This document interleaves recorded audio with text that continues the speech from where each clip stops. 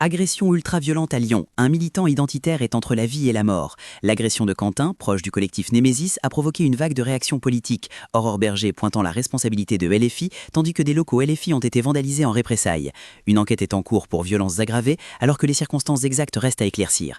Les prochaines heures seront cruciales pour la victime et pour l'enquête. Un policier a ouvert le feu après avoir été grièvement blessé au visage par un homme qui séquestrait sa mère à Manosque, dans les Alpes de Haute-Provence.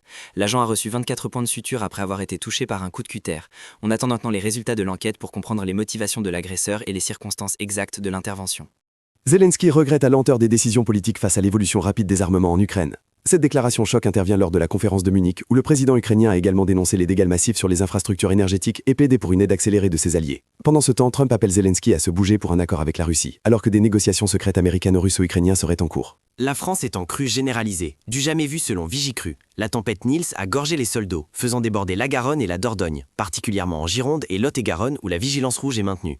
Préparez-vous car la situation ne devrait pas s'améliorer dans les prochains jours et des évacuations pourraient encore avoir lieu. À Munich, 200 000 personnes ont manifesté contre le régime iranien. C'est le double de ce qui était prévu, en marge de la conférence sur la sécurité où des dirigeants du monde entier sont réunis. Cette mobilisation massive fait écho à la répression sanglante des contestations en Iran et d'autres rassemblements sont prévus en Amérique du Nord.